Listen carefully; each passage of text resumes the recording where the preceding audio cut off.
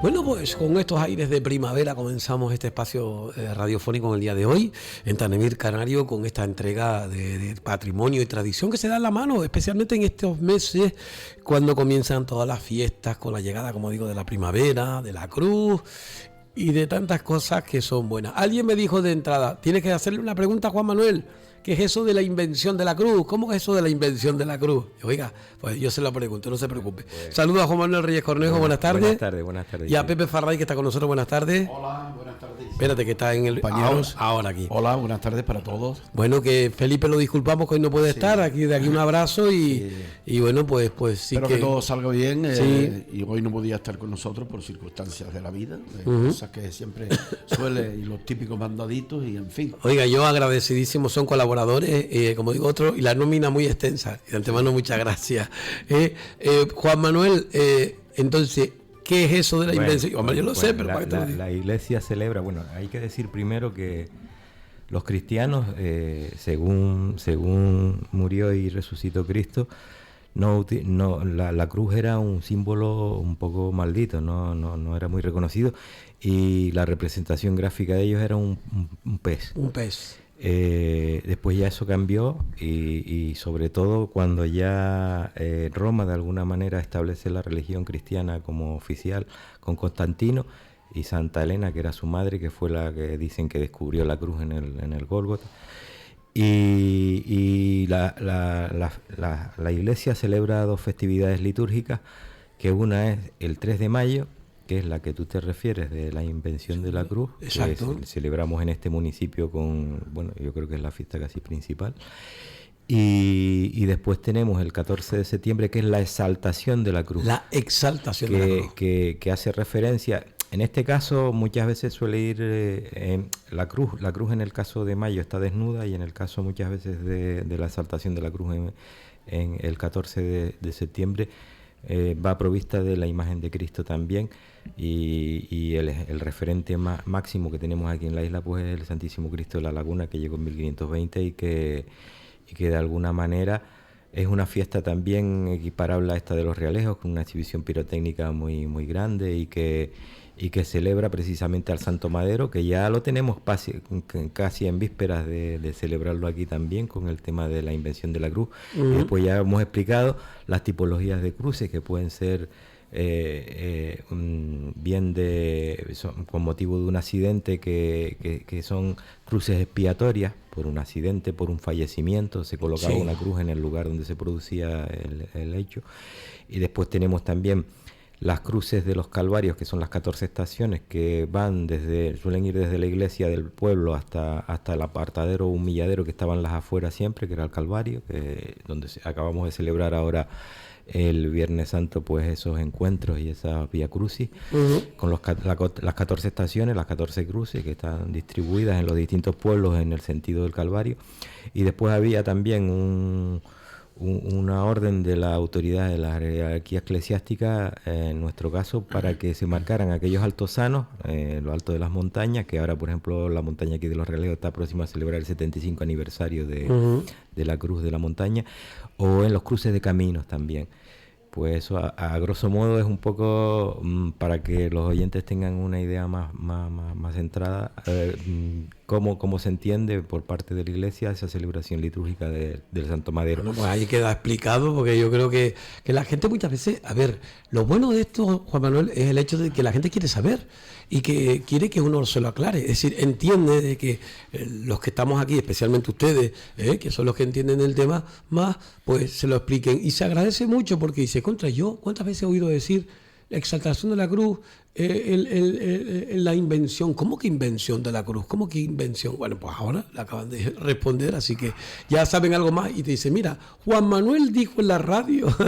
Bueno, pues ahora vamos a satisfacer al compañero que no está aquí presente, que es Felipe, que en la tertulia del viernes nos planteó el tema de que había leído algo sobre el famoso pirata tinerfeño Cabeza de Perro. Sí. Y entonces vamos a intentar, dado que dimos una pequeña explicación, pero fue escueta porque estábamos en otro contexto y fue una ocurrencia que se le vino a él, pues vamos a explicar un poco quién es Ángel García. Sí. Quién es Ángel García, que es un un niño de Higueste de San Andrés que fue objeto del maltrato, de ahí la importancia también de que en las familias haya una educación y un trato hacia los menores que sea correcto. Felipe nos decía que de alguna manera los niños son como arbolitos que si no los enderezas desde pequeñitos pues se van torciendo, y entonces es igual que cuando aquí tenemos, y de eso sabe Pepe un montón, un árbol frutal. Tú intentas que tenga unas dimensiones que sea abarcable, que puedas acceder a la fruta, para eso lo vas podando de una forma adecuada. Sabes también que tienes que podarlo porque si no lo podas, e incluso si le dejas la fruta, pues se puede malograr. Pues con un poco con la educación pasa lo mismo, y en este sentido pues Ángel García fue un niño maltratado por date cuenta tú, estamos hablando del siglo XIX, en la que los niños incluso eran explotados laboralmente muchas veces, desde a corta edad, por aquella economía de subsistencia que había, y en las familias había una precariedad muy grande, salvo que fueras de una gran familia, que fueran de un mayorazgo, de patronos de algún lugar. Lo normal era que los niños pues sufrieran también un poco las inclemencias de aquella historia, ¿no?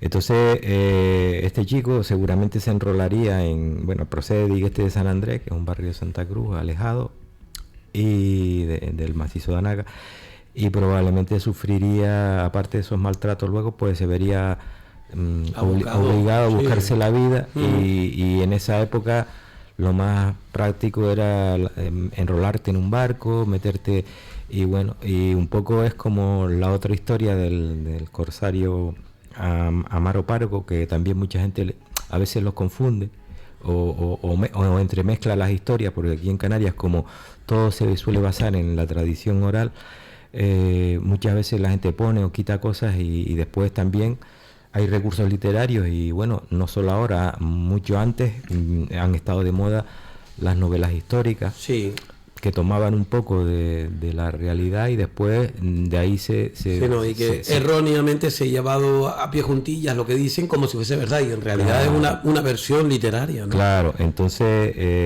este señor llegó a ser uno de los piratas más temidos del Caribe, y se estableció en Cuba, y tiene cierto paralelismo también con Amaro Pargo. Si bien Amaro Pargo, estamos hablando del siglo XVIII, y era un corsario, no un pirata simplemente, porque Ángel García fue simplemente un pirata porque no tuvo ninguna licencia de ningún rey que le otorgara. Exacto. Esa es la diferencia entre corsario y de lo que es en sí entonces, pirata. Estamos hablando tiene una licencia de un rey. De dos personajes completamente distintos. Amaro Pargo era un noble que le permitieron ejercer la piratería mediante esas licencias que daba el rey contra las naciones que eran enemigas de España. Pero no era un noble, pertenecía a otra clase social completamente distinta a la de Ángel García, que quizás por esos maltratos de la niñez pues se convirtió en una persona más irrespetuosa, vamos a decirlo así, con los derechos de las personas y con la vida. Y entonces se han realizado varios desarrollos literarios de su vida, lo que ha dado lugar a ciertas confusiones. Incluso algunos han llegado a confundir los dos personajes, lo que comentábamos antes, que no tienen nada que ver, que están ubicados en distintos siglos y que son de un contexto social completamente distinto, ¿no? Entonces, de Ángel García lo que se cuenta es que, la historia más literaria es que de alguna manera en sus singladuras. En sus singladuras y demás, pues no tenía piedad con nadie, era muy sanguinario, y cuentan que incluso llegó a arrojar a una madre con una niña pequeña para que se ahogaran, para no dejar. Claro. Yo leí esa parte, Juan Manuel, es de la monja esta que escribió sobre el tema y que decía de lo de upa, mamá. Sí, upa, la niña que se estaba ahogando y decía. Y eso dice que se le quedó en la cabeza. Le marcó, y entonces de alguna manera lo hizo desistir de su empresa y que liquidara todas sus propiedades en Cuba y se viniera a su isla natal, que era Tenerife, ya con sus recursos económicos. Y literariamente obtenidos. Los niños se vengaron. Y sí, literariamente. También se habla de que después le introduciremos, hay un paralelismo con Amaro Pargo, y era un esclavo negro que tenía, que era Sí.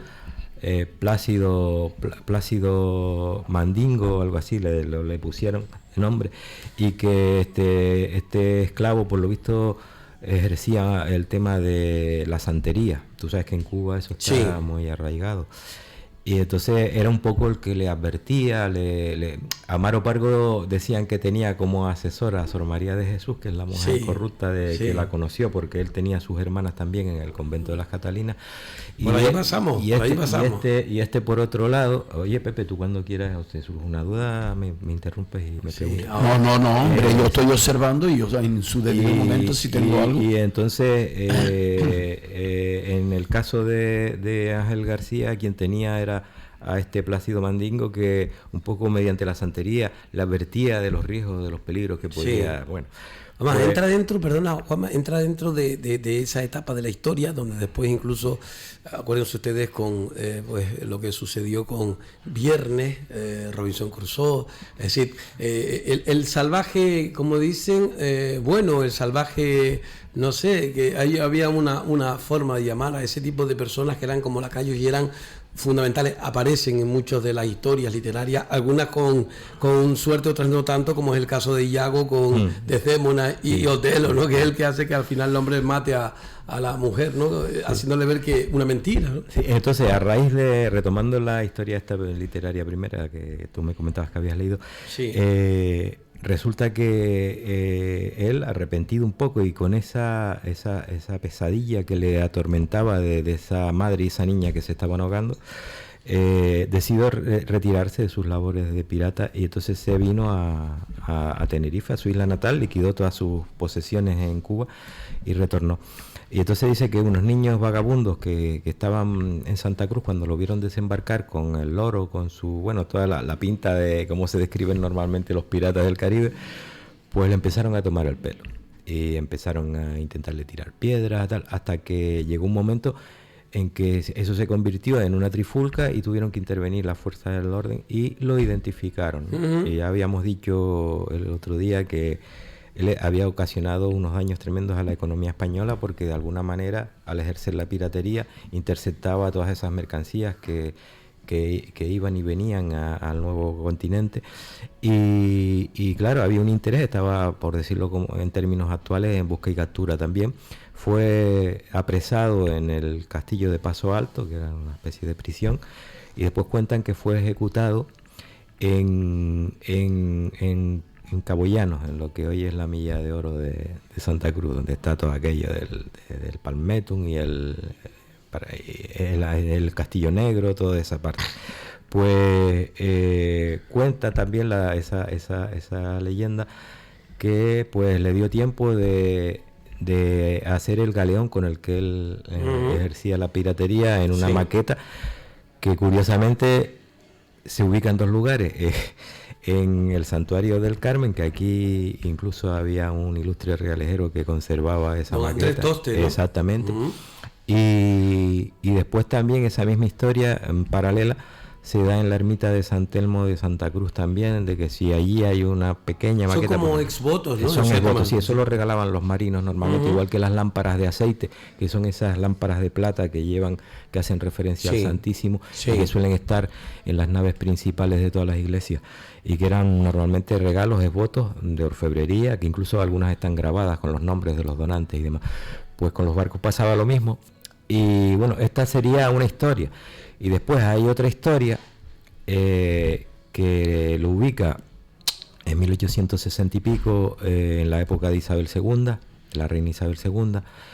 Resulta que, bueno, todos sabemos que aquí hubo un capitán general muy famoso que fue el general Weyler, Valeriano Weyler, y a este ilustre militar le tocó también la liquidación de las posesiones en Cuba, cuando ya España empezó a descolonizar las colonias que tenía en el Nuevo Mundo.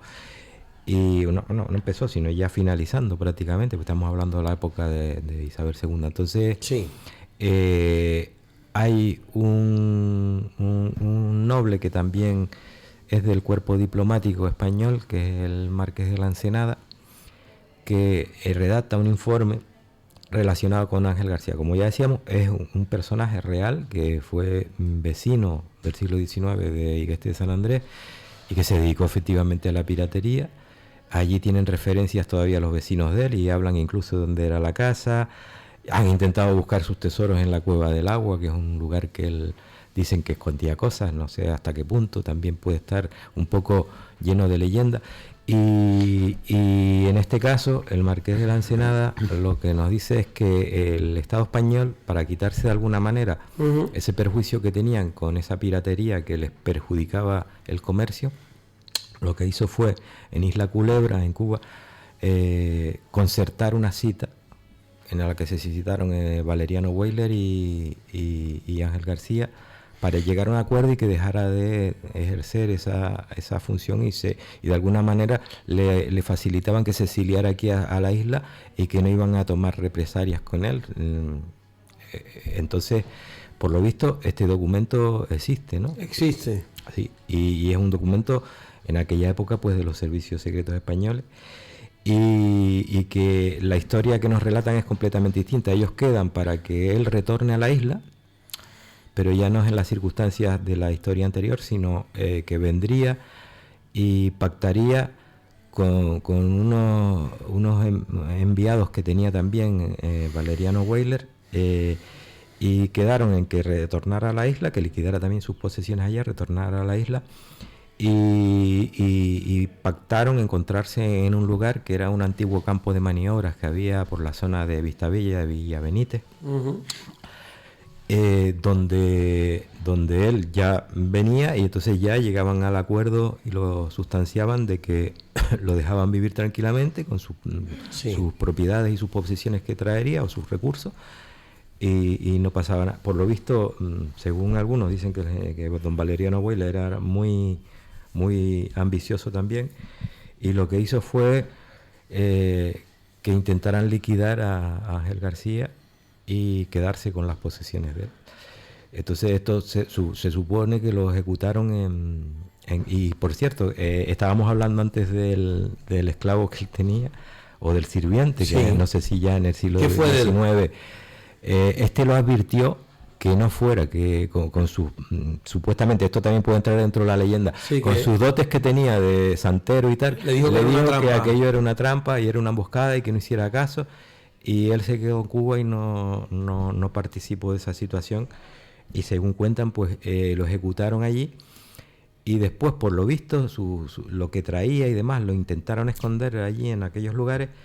Y claro, cuando Valeriano Weyler quiso tomar posesión de esas propiedades, pues, y fue por allí, le dio un infarto que lo llevó a ingresar en el hospital de los desamparados de los hermanos Loma, que es actualmente el museo de arqueología que hay allí enfrente de la iglesia de la Concesión, que fue fundado por los clérigos, los hermanos Loma, y le dio un infarto y después volvió a intentar ir y le volvió a repetir, y después empezó, dicen que con una matraquilla del tema de Ángel García, que si se le aparecía, que si no sé qué, pero esto también puede entrar dentro del campo de la Lo que leyenda. sí está claro es la cantidad de personas, identidades y de personas que vienen hasta incluso de Estados Unidos, de Inglaterra, vinieron con detector de metales buscando el famoso tesoro. Bueno, pero eso pasa como desgraciadamente, ya yo lo contaba el viernes, como lo que pasó con Amaro Pargo y la casa, que fue una de las últimas casas que él tuvo, porque la compró ya al final de su ciclo vital, la casa de Machado, que está dentro del camino real que iba a Candelaria, y que era una especie de hospedería que él lo compró para de alguna manera retirarse allí en su última etapa, y que la gente con el cuento del tesoro la ha horadado por completo y la ha destrozado, es una pura ruina. Y con esto pasa lo mismo, y Felipe se acaba el tema porque había leído algo del Peñón del Fraile. Fíjate tú qué historia, que cuando el Peñón del Fraile, era supuestamente el montículo aquel que está junto al Estadio El Peñón, que utilizaba Fray Juan de Jesús para hacer sus oraciones y tal, y hacía como unas cruces de tabaiba allí, pero no estaba aquel tabernáculo que luego lo hizo el hijo de Luis Lavalle, ni estaba todo aquello como está. y que es una roca volcánica que allí no que puede había estar, otra que fue quitada por, ¿te acuerdas la otra? Bueno, yo me acuerdo de Chico Menudo que bueno, iba. había varios peñones. Estaba varios el de los peñones. fumeros, que fue destruido para construirse, y también el de la Peñita, que hay un peñón allí justo detrás de la capilla. Pero bueno, que en este caso a alguien se le ocurrió también sacar una historia literaria en que estaba enterrado allí, y eso se está difundiendo por las redes ahora. Y ya, claro, yo lo que temo es que vaya la gente ya a socavar el piñón. No, que ya en vez de poner las piedras en tonguita, en tonga, en tongada, pues bueno, entonces, venga a Felipe buscar. lo leyó y por eso nos preguntaba, y entonces, pues bueno, pues yo vine a traer hoy estas varias versiones, y que tienen un poco que ver con Ángel García, que sin embargo sí fue un personaje real, no es ninguna invención, ni es ningún paralelismo del siglo XIX con Amar. A mí lo que me interesa, desde el punto de vista, y Pepe quiere ahora también intervenir, yo lo único que quiero saber, a ver, entre todo eso, lo que está claro es una cosa: ese barco está aquí como prueba evidente de que algo tiene que ver con él, sí o no. Y por supuesto, con la familia Toste, que lo guardaron, ahora está en la vitrina, lo pueden ver en la parte alta del santuario. Cuando llegan ustedes al santuario de Nuestra Señora del Carmen, en San Agustín, suben en la parte de arriba, y en uno de los márgenes, creo que es el derecho, ahí justamente pues lo verán ustedes dentro de una urna de cristal. Ese es el barco que en teoría se hizo expreso o es profeso para estar allí, y bueno, es una joya en cualquier caso histórica que tenemos en este municipio de Los Realejos. No hay que quitar el valor. Tú date cuenta, Isidro, que incluso muchas veces todas las imágenes, incluso sagradas, ya no estamos hablando de devotos como es el caso del barco, están rodeadas de una leyenda, y muchas veces, claro, al ser por tradición oral, la gente siempre... Juanma, de eso hemos hablado nosotros durante tantos años, porque tú has ido yendo por todos los municipios. Recuérdate tú lo del caimán de abajo, de las Angustias o cualquier pero mira, otro esos sitio, son objetos que se trajeron cuando España tenía de colonia Filipinas, y se trajeron esos caimanes, se trajeron unos cristos de marfil, y ya lo hemos hablado muchas veces. Luego todo eso se rellena con unas leyendas. En el caso de las Angustias, por ejemplo, pues te dicen que un cabrero empezó a echarle lechita a un bernino negro hasta que se hizo un caimán, y llegó un momento que se le rebotó y lo tuvo que matar, y se lo puso de ofrenda ahí a la Virgen. Nada que ver con la realidad. Eso es un caimán que aquí no existe. Por mucha leche que tú le des a un bernino de esos negros, no va a crecer para hacerse un caimán. Lo más curioso del tema está ahí que hay algunas iglesias en Sudamérica donde tú los ves también, digo, que aquí colocados en la parte alta. La influencia de Filipinas, porque se traían de allá, y porque España llegó a ser un imperio. Entonces, esas cosas se adornan todas, igual que ya hablamos aquí del tema del gran poder y de lo que inventaron en la primera mitad del siglo XX sobre que la caja que la desembarcaron, la destivaron erróneamente en el puerto, iba para La Palma y todas esas historias. Pero eso muchas veces son... bueno, lo que nos contaban nuestras abuelas de las 3 cajas, de las 3 vírgenes del Carmen, que sin embargo no tienen nada que ver porque están ubicadas en distintos siglos. La llegada, me refiero, de las imágenes. Entonces, esas son cuestiones que, hombre, empiezan a formar parte también de nuestra identidad o de nuestras historias que son... pero, ojo, hay que marcar una diferencia entre lo que es leyenda y lo que es verdaderamente y pura historia, ¿no?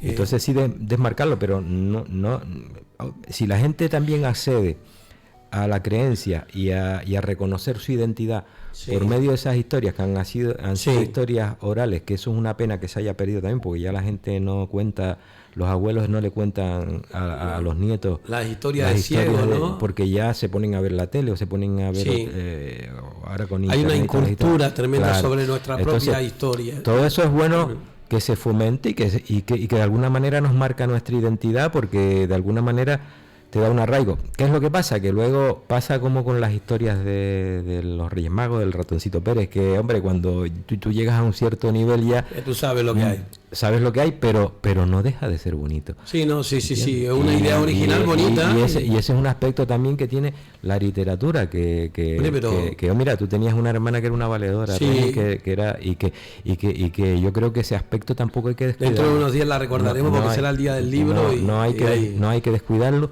Y lo que sí, hombre, si se puede luego aclarar y que la gente tenga un conocimiento más amplio, pues mucho mejor, y para eso está tu proyecto, ¿no? Que es un poco el de... Bueno, Pepe Farray, ¿qué opinas de todo esto, Pepe? Bueno, pues yo opino lo que dice un caballero que todos conocemos, sin entrar ahora a mencionar en antena su nombre, que es un libro abierto con respecto a los temas, pero yo sí quería hacer un alto en el camino y volverme a situar en el Peñón del Puerto de la Cruz, porque es que allí en el Peñón siempre a mí me ha llamado la atención, y creo que ahora se ha mencionado algo hacia el respecto, que es las torritas aquellas de piedra que se dedicó a hacer todo el mundo por aquella zona, que dije yo, ¿esto qué? Que salió un bando del ayuntamiento que le mandaron a quitar todas las piedras de la playa, o que ahora la gente le dio por hacer todas estas montañitas y cruces de piedra por la parte de abajo del Peñón, ¿no? Me refiero. Ya tú te refieres a la playa de Callados o de Cantos Rodados. Que hay sí, exactamente. Y que es una parte que queda de lo que fue el Bajío de ahí de Mequinés y que hasta donde llega ahora el futuro Parque Marítimo Las Planadas, y es ese tramo de playa que discurre por delante incluso hasta llegar al castillo de San Felipe. Mira, eso es una moda que le dio a algún extranjero que vino por aquí, como cuando iban a las cañadas y ponían los nombres en la tolva con piedra volcánica.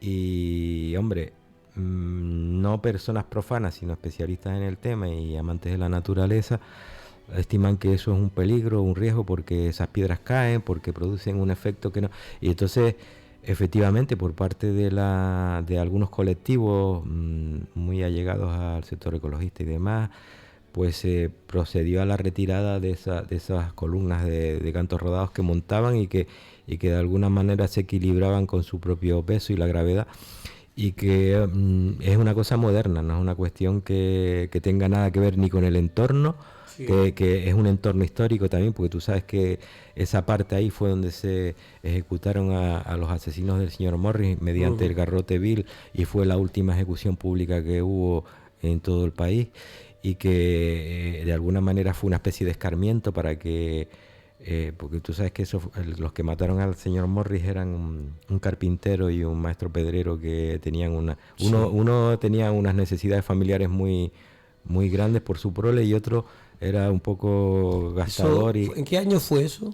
Eso fue también finales del 19. Sí, resulta, porque es que hay una anécdota en familia. Mi abuela Sista, la Cambimba, pues nos decía, mi madre siempre nos decía que ella, supongo que sería su abuela, la de ella, ¿no? Le decía cómo vinieron unos negros, unos aretes grandes. Eso lo trajeron de Sevilla. Eran los verdugos. Los verdugos, sí. Bueno, eso fue... Y que asistió su abuela, la abuela de mi abuela asistió a Pero fíjate tú lo que fue eso. Bueno, el señor Morris está enterrado en la chercha del puerto.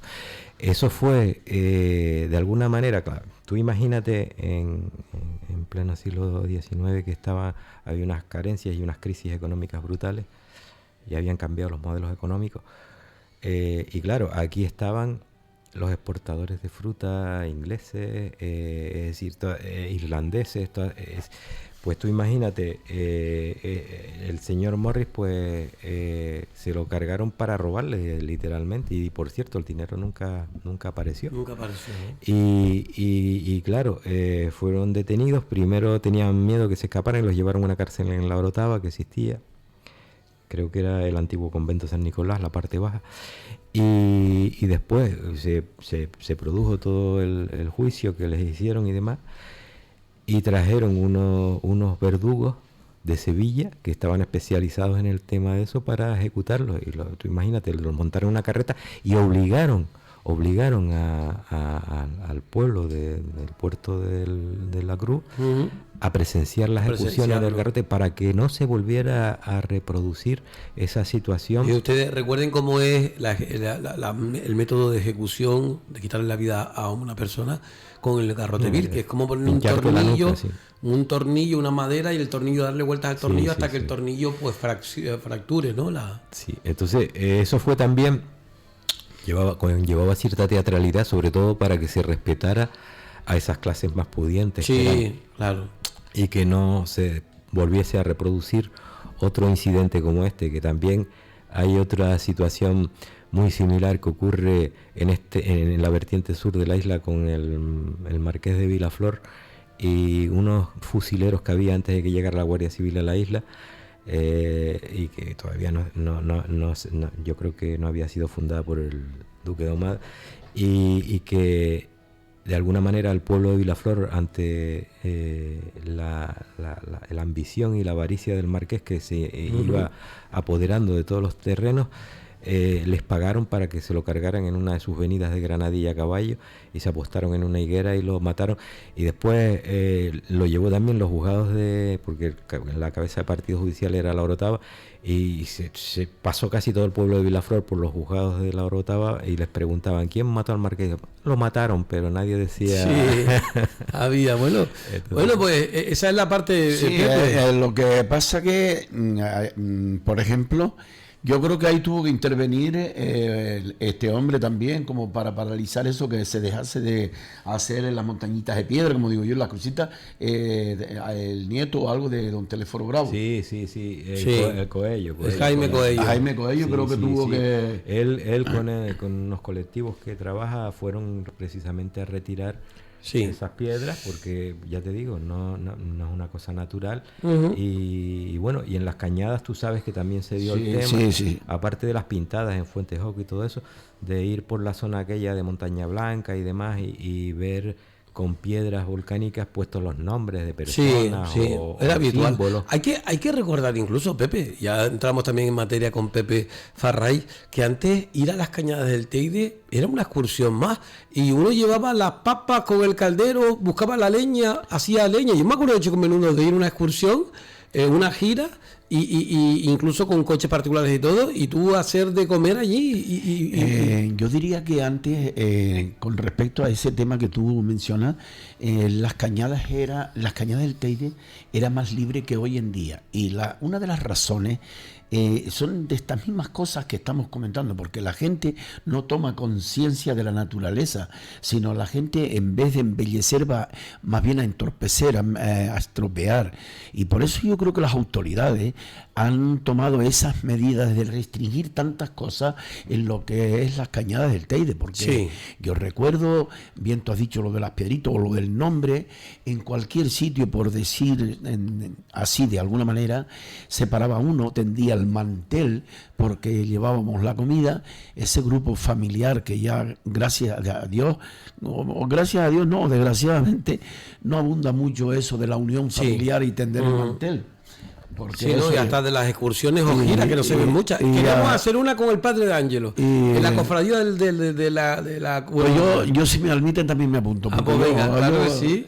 Yo también me apunto. Es que hay que recuperar un poquito porque hay que rescatar y recuperar. De todas maneras, tú sabes lo que pasa también, Pepe, que antes, o Isidro, antes los que subíamos al Teide, pues éramos un número limitado. Claro.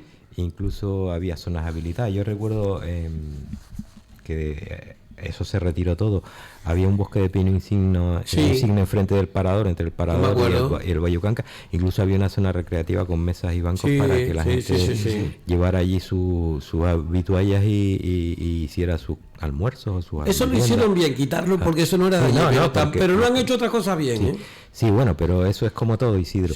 Entonces, ahora sí tenemos que darnos cuenta que la isla está ya en su capacidad de carga sobresaturada. Estamos llegando ya casi al 1.000.000 de habitantes, y hay que tener en cuenta que no puede todo el mundo ir. Y mira, y en nuestro chat, por ejemplo, Frank se quejaba este fin de semana del tema de las pruebas deportivas, el daño que están haciendo, el daño que están haciendo en zonas que están protegidas. Y claro, el impacto de ese 1.000.000 de personas, que se le ocurre cualquier historia, y que luego tenemos una cultura urbanita que no está acostumbrada tampoco, que lo vemos en las ciudades, que tiran las cosas fuera de las papeleras, o que incluso hay actitudes que son muy recriminables, como el tema de los botellones y demás, que dejan todo, que da pena, porque a mí, en mi casa, no se me ocurre tirar los papeles ni las cáscaras ni al suelo, sino es más, hoy en día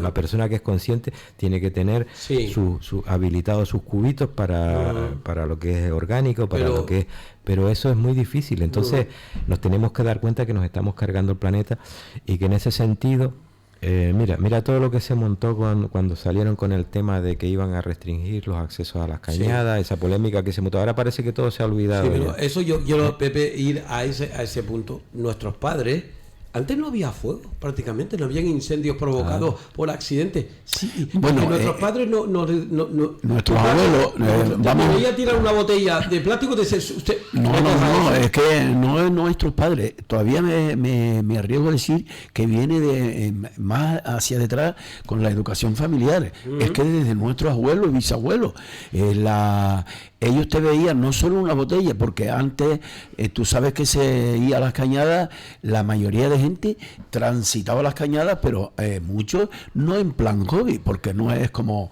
hoy en día que va más bien a disfrutar. Era trabajo y más trabajo. ¿Y en qué consistía ese trabajo?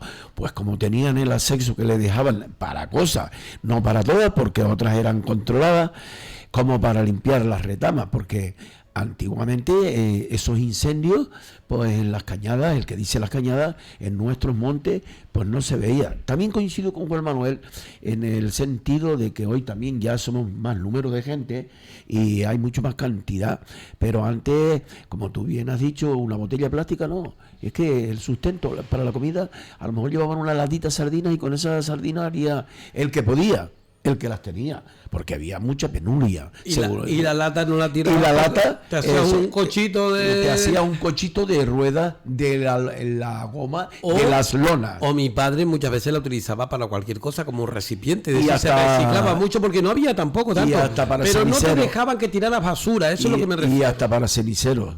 La usaban en sus propias casas. Hay dos conceptos que a mí me hacen gracia, porque hoy en día hablamos de reciclar y resulta que nuestros abuelos fueron los primeros que reciclaron. Ellos tenían una cestita para cada cosa, le daban trabajo a los cesteros, que eran unos artesanos, no utilizaban tantas bolsas. Hoy todo nos viene empaquetado, es que tú vas al supermercado y todo está envuelto en plástico y después nos quejamos.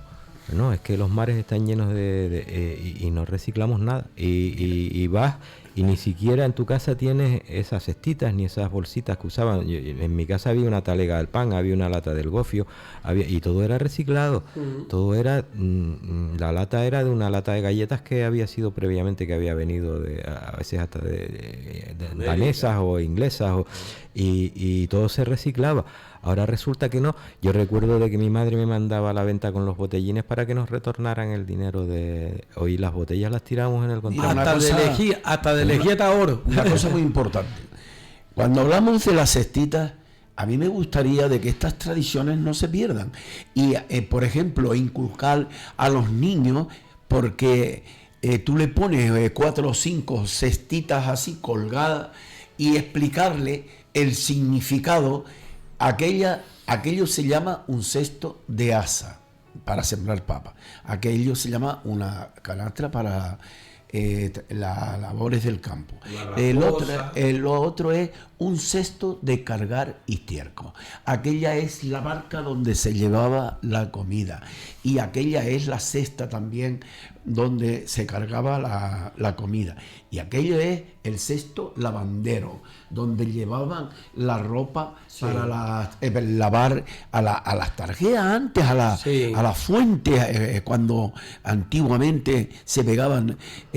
No es como hoy que te cambias de ropa todos los días prácticamente. Pepe, y las cestas para llevar la comida, las cestas de mimbre. La barca. En mi casa teníamos una, mi padre. Sí, después, primero estuvo la barca, después estuvo los cestitos ese muy típico de mimbre. Sí, de mimbre. Que ¿Y la barca cómo era? Una barca es como una... Yo tengo una arriba en casa y tengo varios cestos de los que he mencionado, vaya. Sí, sí. Porque como soy medio coleccionista de las cosas de artesanía, lo que uno no quiere, otro se muere por él. Sí. Pero quiere decir de que tú eres un conservador nato de lo que son las cosas de artesanía. Y yo llego a mi casa y abajo en mi patio, mi barbacoa, yo me remiro y digo, bueno, todo lo que porque mira que he luchado para tener todos estos objetos y todas estas cosas. Sí. Y que el día de mañana, mira, pues ya los nietos y ya aquellos otra cosa. Por decir, antes que nada se me olvide, saludos de Mirito. Me lo encontré en Semana Santa y me dijo que está con mucho trabajo, está También con tengo una cosas- empresa de La Matanza, creo Sí, que de La Matanza. Y está el hombre a tope de trabajo, igual que me encontré el mismo día me encontré por la mañana con José Manuel García,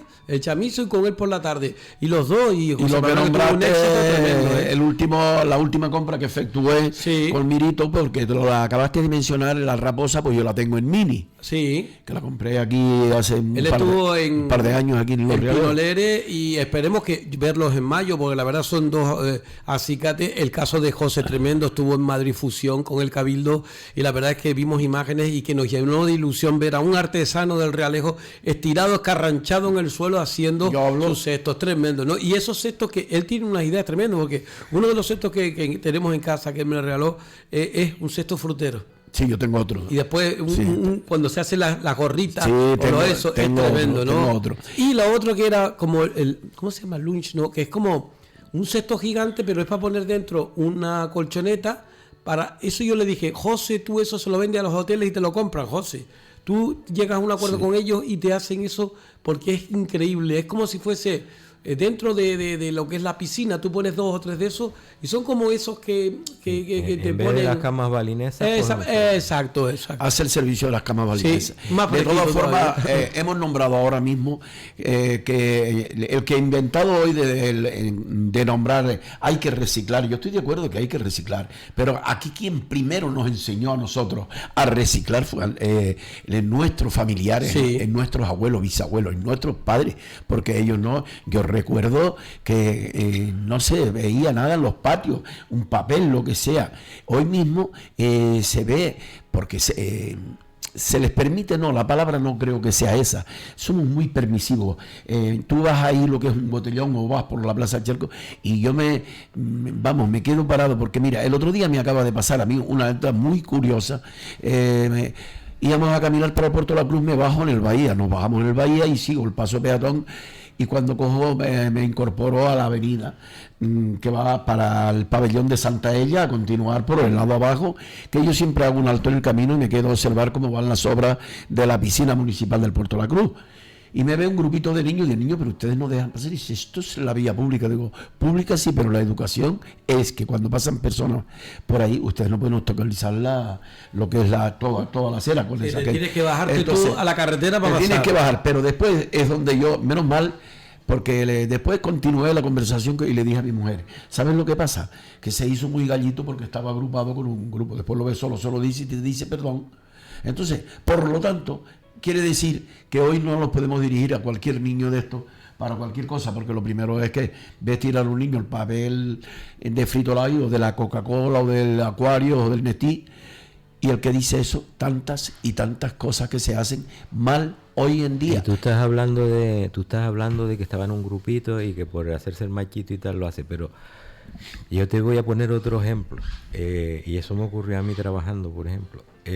Llamarle la atención a un menor por cualquier conducta de esas incívicas y que te salte la madre o el padre que están cerca y te digan... Te llaman la atención a ti. Sí, y dices ¿Usted tú, quién pero es? Dios mío, qué educadores, ¿no?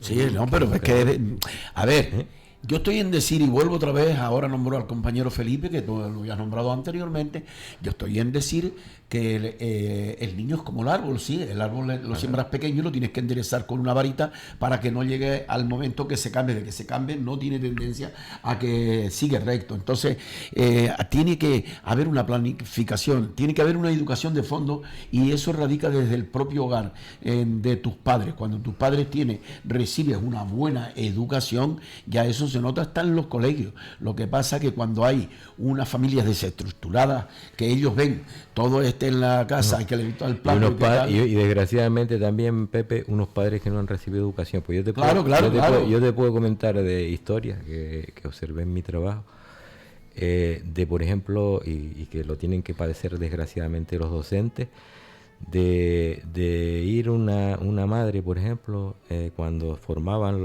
las clases en el patio antes de entrar a clase, y insultar a un profesor porque le había puesto un correctivo a su hijo.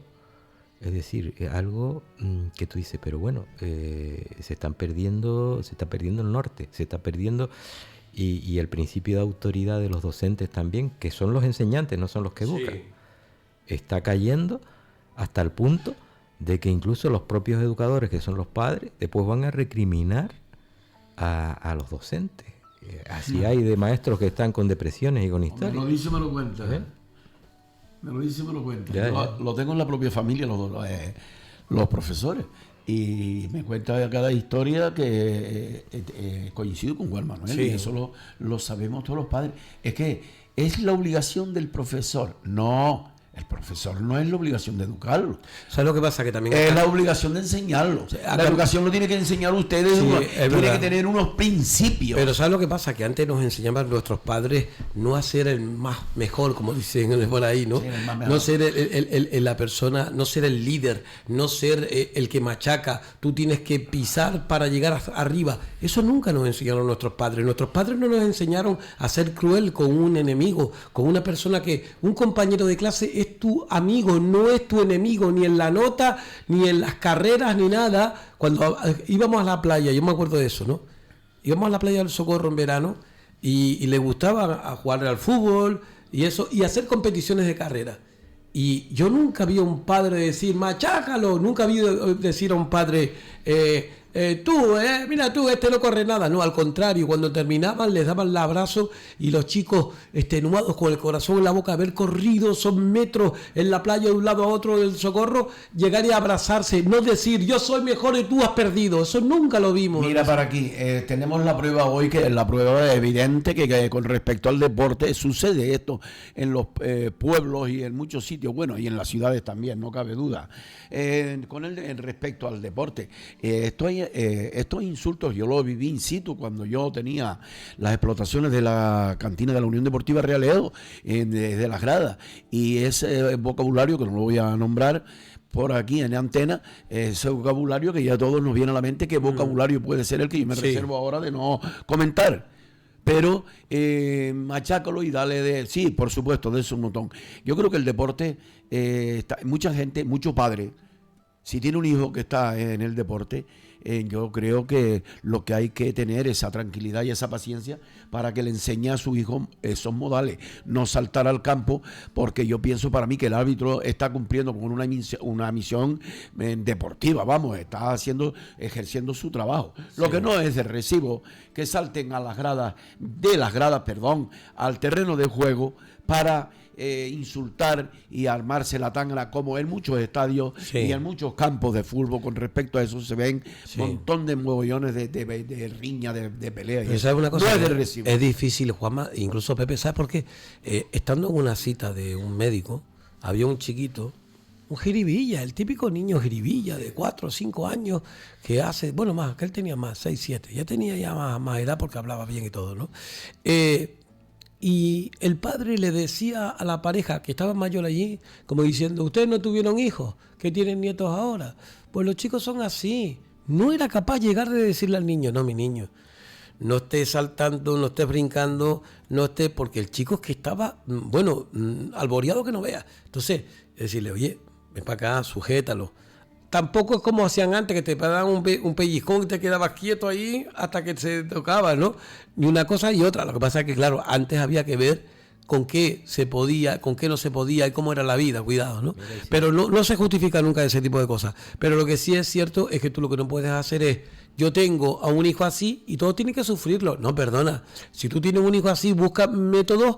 Tú lo que no puedes hacer es hacer que sea un niño en el colegio que pega a los demás, que sea un niño. No. Para eso hoy en día hay tratamiento. Si no causas, Isidro, el niño va a acabar mal. Es decir, sí, pero que los padres no pueden eludir su responsabilidad. Yo te puedo comentar un conocido que tengo que es así también, y el niño es hiperactivo, ¿sabes?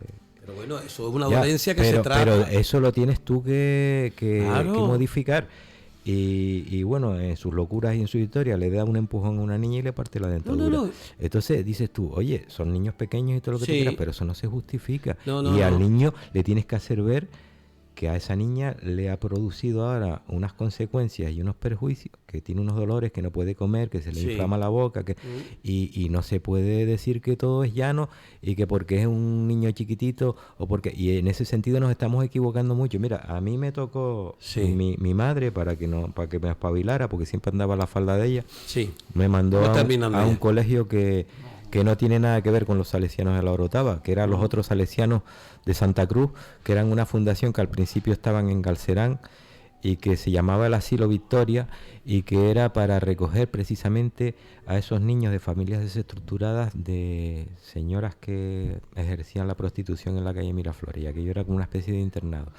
Eso me sirvió a mí para espabilarme, en el sentido de ver otra forma de vida distinta a la que tenía en mi casa. Ver la realidad de la sociedad. Y mi madre lo hizo con toda intención, ¿sabes? Para que yo me espabilara y saliera un poco de ese ámbito tan cerrado y pobre, que mira que los curas a veces se pasaban, ¿eh? Había curas que eran sádicos, tenían hasta una regla que le llamaban la Catalina, y como no te supiese como no te supiese los verbos en inglés o tal, iban haciendo un corro, te iban pasando para atrás y decían: de los 20 últimos, palos en los dedos, ponían las yemas de los dedos y palito que te pego, o con los libros, o sea, en aquella época se hacían verdaderas barbaridades, verdaderas barbaridades, Isidro. A mí eso me enseñó, como me enseñó el servicio militar también, algunos aspectos del servicio militar que yo tampoco comparto, pero que me enseñó y me formó como persona. Y pobre, que un cura le mandara una nota a mi padre o a mi madre, o dieran una queja, o viniera yo con unas notas, porque nunca tenía yo la razón siempre la tenía el educador, la razón la tenía el que te ponía las notas, el que por injusto que fuera, y eso de alguna manera enseña también, y es el extremo contrario a lo que estamos viviendo hoy en día, en que los niños tienen derecho a todo y estamos viendo aberraciones como la violación que se vio ahora multitudinaria de esa niña en la península. Es decir, estamos yendo de unos extremos a otros, pero de una forma brutal. Y con esto ya cerramos Yo te voy a decir una cosa. En esto tengo acércate al micrófono. En esto tengo mucha fe, porque cae la coincidencia que estamos hablando de la pura realidad, y ahora estoy recogiendo el fruto. Ya yo lo recogí y ahora lo sigo aún recogiendo más, porque si yo me considero que le di lo que pude, como todo padre, aunque trabajase, también los demás padres por supuesto que trabajaron, pero donde hay una buena educación se nota. Entonces yo ahora ese reflejo lo tengo en mis nietos. Los dos más chicos no, porque son niños todavía muy pequeños, pero también habrá que enderezarles con la misma varita que sus padres, sus primos y los demás. Pero yo tengo el espejo con mi nieto, el más viejo, con mi segundo nieto, ya el tercero y cuarto todavía te repito que son más pequeños. Pero puede ver algo más bonito, Pepe, que ver a tu nieto y coger el papelito y llevarlo y tirarlo, sin que nadie le diga nada. Mi nieto, no te pongo... no te pongo ya el más viejo, porque ese, por ejemplo, no hay que decírselo, porque ya prácticamente es un hombre ya, y lo hace. Pero el segundo, que va para 11 años, que es el de mi hijo, el otro, él cualquier papel o algo se le cae en la cocina, él sabe dónde está su papelera, abre la puerta, va a la terraza y lo deposita allí. Y es más, si te pide un vaso de agua o te pide algo, por educación: abuela, voy a coger, por favor. Y ya ahí, que hemos tocado el tema, y yo voy a poner el ejemplo, en otra familia, en otro hogar, lo pongo en la propia mía, que me siento pero que súper orgulloso, porque ya sí es verdad que te puedo decir, Isidro y Juan Manuel, que eso no me quita el sueño. Le quitará a otros padres con todos estos problemas. Y yo a veces ni la tele la quiero ver, me salto de canal o lo que sea, porque estas mismas cosas, porque en la tele también a los niños pequeños dejarles ver muchas de las cosas, no la veo, me refiero, porque me pongo malo, ser muy tolerante. Y además los utilizan. Y, ¿tú no has visto ese que sale, que nos han mandado, que era lo del chico de que todos los políticos son unos chorizos y tal? A ver, no se puede dejar de creer en un asunto porque haya gente que esté mal. Es decir, es como decir, todos los de ese país son... No, todos no, algunos. Es decir, hay que creer en la democracia, hay que creer en esos valores, que todos los negativos. No solo los niños, los adultos también hablan de chorizo y insultan a los políticos y tal. Pero yo tengo un sistema muy diferente. Yo la política la veo de otras perspectivas. Pero Pepe, si tú le enseñas de chico a no querer esas cosas con el tiempo, ya, pero yo a todas estas personas, como vuelvo a repetirlo, lo que dije anteriormente, yo soy muy respetuoso para todas estas personas, el pasado, el futuro y el presente. A todas estas personas hay que respetarlas y darles la opción y la oportunidad para que puedan participar de su servicio, lo que quieren, lo que van a hacer, lo que nos ofrecen. Y hay que vivir la vida con ilusión. Lo que no se puede dar un paso hacia detrás, retroceder hacia detrás. Tenemos que ir hacia adelante con prosperidad y hay que sumar, no restar. Y sobre todo aquí lo más importante, lo más básico que yo veo es saber por dónde camina, es la educación y saber el sendero que es el correcto que te lleva al final. Bueno, pues ya lo has puesto, me lo has puesto, como suele decirse en estos casos, a huevo, porque ya el sendero ya llega al final. Ya hoy terminamos el espacio que hemos conjuntado entre patrimonio, hablando de la historia viva de la piratería, de los corsarios y demás, esa duda que nos ha aclarado, ¿verdad? Hemos hablado de todo. Juan Manuel Reyes Cornejo con respecto a Amaro Pargo y también Cabeza Perro, y por otro lado pues hablando incluso de esas idas y venidas a nuestra naturaleza, con el cuidado, el recato que tenían nuestros mayores, que siempre, hombre, no sé, con ese cariño y ese respeto, ¿no? Que nos hacían ver las cosas, ¿no? Está claro. Y que los reyes nunca se olviden de dejar esos nuevos regalos que ahora se usa mucho en la moda, los branches, eso tan famosos.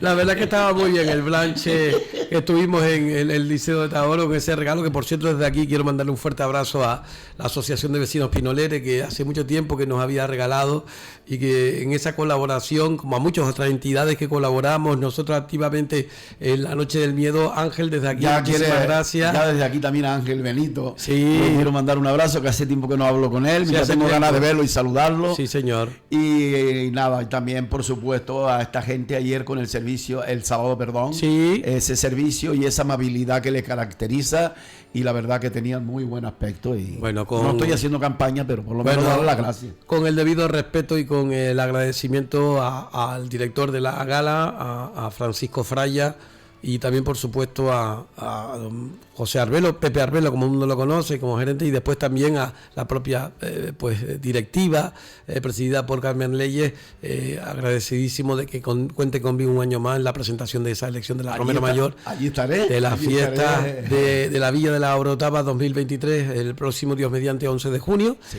Y pues bueno, que yo es un encanto. Yo les recomendaría a la gente que si quieren, tantas que recomendamos, oye, usted ya ve, porque es que sinceramente es ir a comerte el brunch, pero después es salir. Tienen los Jardines Victoria, qué bonita la Orotava por esa zona, es tremendo, ¿eh? Pero la cafetería es libre. Y la cafetería, sí. Puede entrar usted allí a la de hecho, cafetería. ¿Cuánta gente del Realejo había? Había bastante, ¿eh? Saludé a un gran amigo de aquí sí. que de aquí le mandó un saludo a Amaro. Amaro, sí señor. Estaba allí el abogado.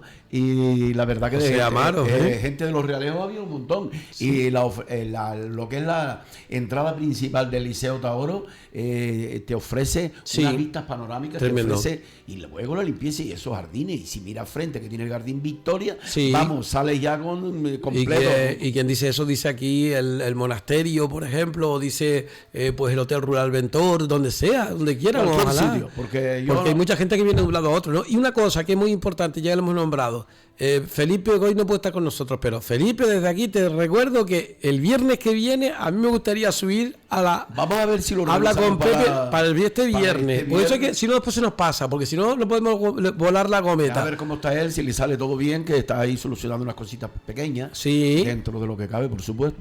Sí.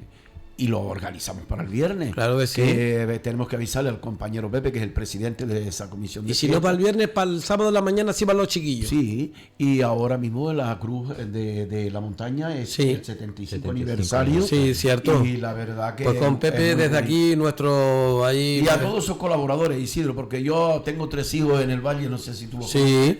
Tengo 3 hijos en el Valle, que es mi Valle de la Orotava, Los Realejos y Puerto La Cruz. Sí, señor. Son 3 hermanos que los 3 tienen que ir de la mano. Bueno, y mira qué bien te quedó, ¿eh?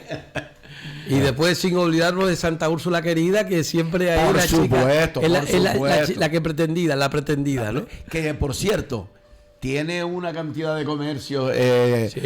Santa Úrsula tiene vida, ¿eh? Vamos a cambiar. Bueno, muy bien, chicos, pues muchísimas gracias. Si entre las 6:30 y las 8 logramos entretener a la gente Sí. y a la vez formarla en nuestra... que es Te tu puedo proyecto. decir que hay mucha gente pendiente. Y los logramos sustraer de esos otros medios que están todo el día dando malas noticias Sí. o metiéndose con la vida de los demás, y ahora con el tema este de la carrera política mucho peor, pues nos podemos dar por satisfechos, y es un esfuerzo que hemos hecho, Pepe, Sí, para bien. yo agradecidísimo a todos por ustedes supuesto. porque... Yo, con tal de que sea así, yo también coincido mucho con Juan Manuel en este sentido, porque es que venimos, oye, no solo que también depositamos nuestro tiempo, pero yo me considero que cuando yo deposito aquí, a través de estos medios, el tiempo lo hago con cariño, lo hago con gusto y lo hago con amor. Lo hago con mucho pues amor. desde aquí agradecidísimo. Y me siento también querido por la casa. Yo creo Sí. que todos los que estamos aquí, por nuestros compañeros, que es un grupo de colaboradores muy bueno, y cada uno aporta pues lo que tenga en mente y que sea factible para siempre constituir esa montañita tan rica de arena que lo vamos haciendo todos, ¿no? Bueno, pues eso es lo que queremos todos. Muy agradecido, como digo, a todos ustedes y a toda la audiencia de esta casa que es fiel, que así me lo ponen de manifiesto.